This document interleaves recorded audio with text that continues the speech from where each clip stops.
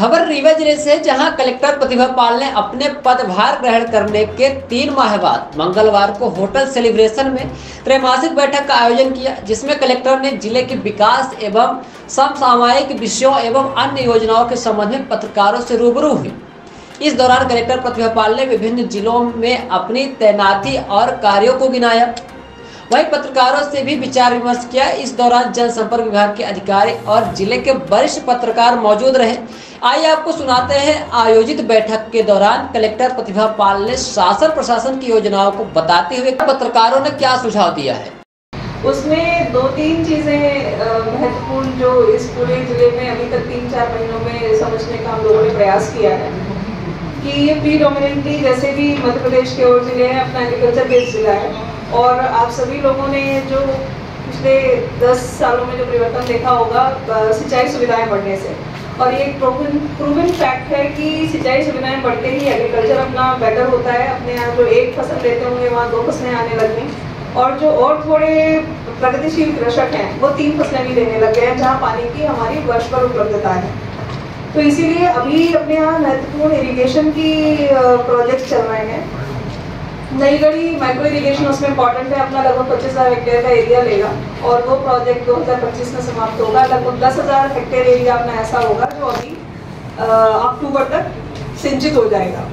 तो आने वाले समय में उस एरिया में पानी रहेगा। ऐसे ही अपने 2-3 एरिया जो छूटे हुए हैं, हालांकि मऊगंज नया जिला बन चुका है, लेकिन मऊगंज और हरमना का क्षेत्र जो अपना एक छूटा हुआ है, और एक एरिया अपना जवा और त्योथर का पार्शली एरिया छूटा हुआ है। तो आने वाले समय में रीवा जिले में सभी की एक प्रायोरिटी है, चाहे वो पॉलिटिकल लीडरशिप हो या एडमिनिस्ट्रेटिव लीडरशिप हो, कि आने वाले समय में ये जो 2 मेजर एरियाज हम लोगों के छूटे हुए हैं, इस एरियाज में भी हमारा इरिगेशन का कवरेज हो जाए। तो एक दोनों जगह वैसे डीपीआर बनने का काम चल रहा है, तो हम लोग ये उम्मीद कर रहे हैं कि जैसे ही डीपीआर बनेगा तो अगले 1 से 2 साल में रीवा उन जिलों में शुमार होगा जिसका लगभग 90 से 92% का एरिया सिंचित रहेगा।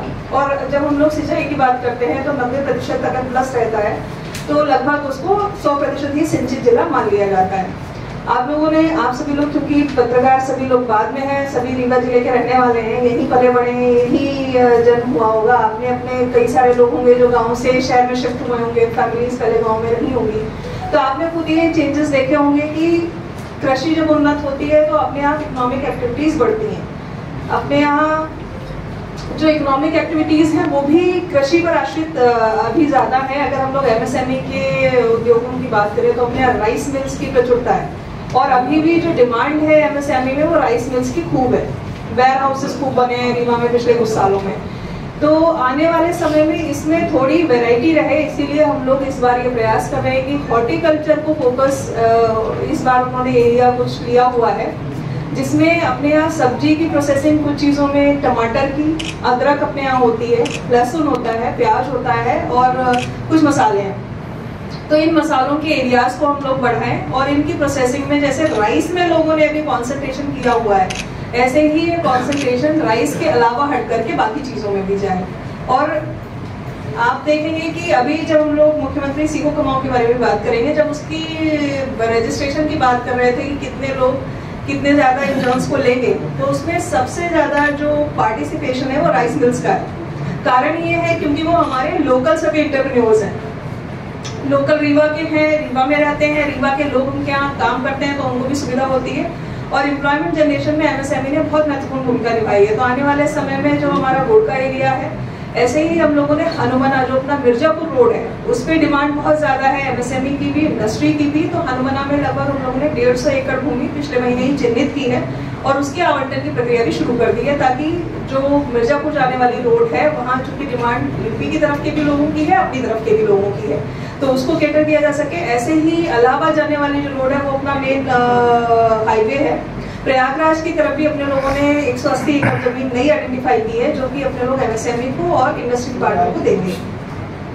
इंडस्ट्री डिपार्टमेंट का फोकस भी है कि इस एरिया में भले ही जो कमर्शियल एक्टिविटीज हैं या इंडस्ट्रियल एक्टिविटीज हैं उनको हम लोग कैसे बनाएं, तो इन दोनों चीजों पर लगातार इंडस्ट्री डिपार्टमेंट का भी फोकस बना हुआ है। इसके बाद में जो शासन के इस समय की प्रायोरिटी की योजनाएं हैं, आप सभी लोग परिचित भी हैं। आप में से अधिकतर लोग जनसंपर्क के साथ एम्पायरमेंट भी हैं, लगातार काम भी कर रहे हैं। तो लाडली बहना योजना इस समय मुख्य प्रायोरिटी में चल रही है। जो उसका प्राथमिकता क्षेत्र है वो अपने यहाँ पूरे जिले भर में अगर हम लोग बात करें 4 लाख से ज़्यादा महिलाएं इसमें पात्र लाडली बहना की पात्र हैं। और अभी 21 से 23 वर्ष की जो नए लोगों का चिन्हांकन शुरू हुआ है उसमें भी अब तक अपने यहाँ 6 से 7 हज़ार नए आवेदन हो गए हैं, जो आने वाले समय में थोड़ा और बढ़ेंगे। इसमें पैसा तो एक पॉइंट है, 1,000 रुपये देना, आर्थिक आत्मनिर्भरता की बात करता है। उससे भी ज़्यादा इम्पोर्टेंट कंपोनेंट उसका लाडली बहना सेना का है। जो उसका कॉन्सेप्ट है उसको इस तरीके से प्लान किया गया है कि वो आने वाले समय में अपने लोकल स्तर पे, चूंकि ये गांव पर बनाई गई है लाडली बहना सेना और सभी वार्डों में बनाई गई है, तो उनका ओरिएंटेशन आगे भविष्य में इस प्रकार का रहे कि वो महिला सशक्तिकरण पे काम कर सकें। और महिला सशक्तिकरण की हम लोग बात करते हैं, बहुत बड़ा एक वो स्ट्रेच खुल जाता है।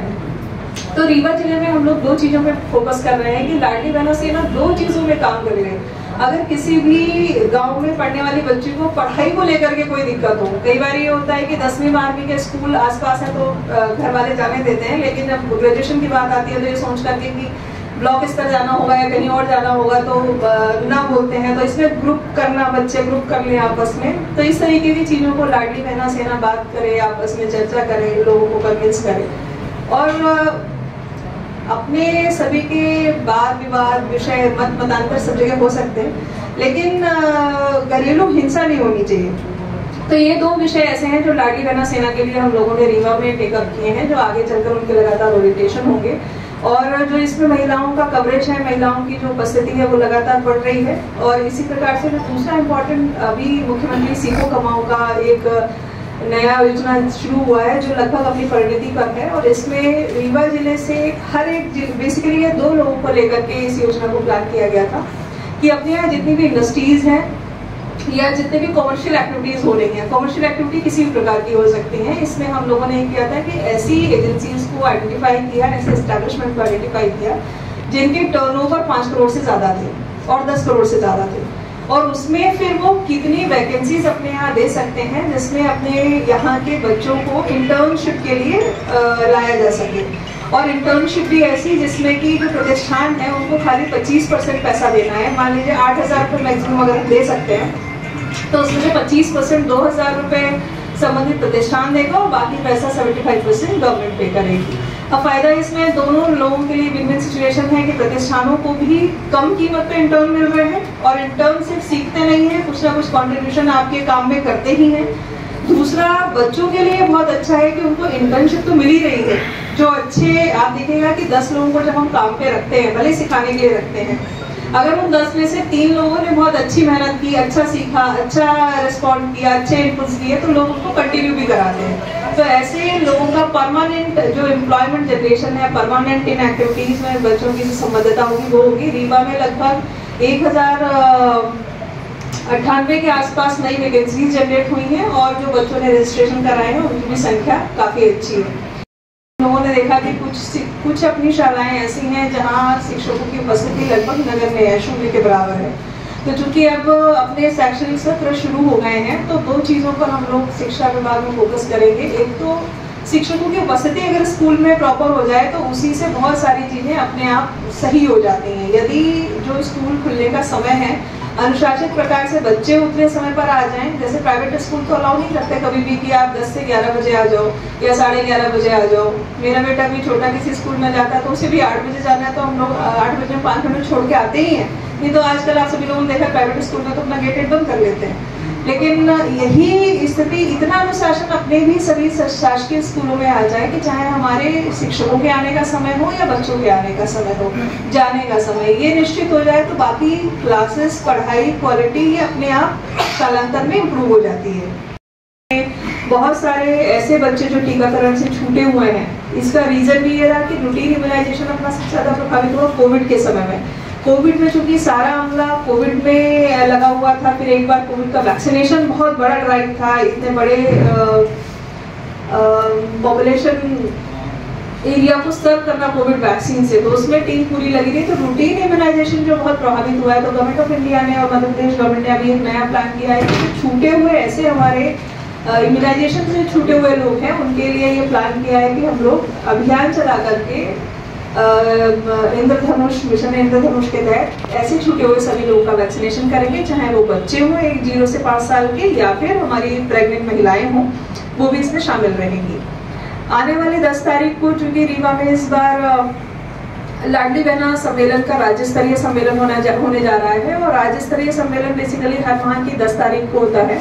और इस राज्य स्तरीय सम्मेलन का जो मुख्य केंद्र बिंदु रहता है कि उस दिन सभी पूरे प्रदेश भर की लाडली बहनों के खातों में जो पैसे ट्रांजेक्शन होते हैं वो ट्रांजेक्शन इस जगह से किए जाते हैं। तो इस बार का, पिछली बार का इंदौर में हुआ था, इस बार का रीवा में हो रहा है।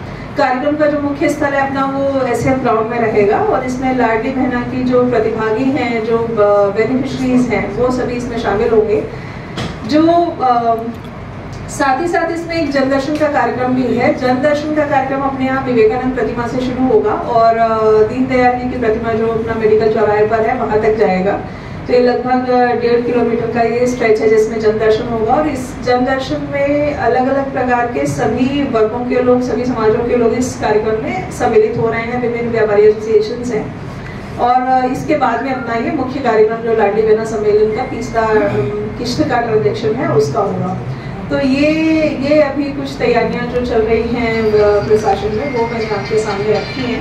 अब आप में से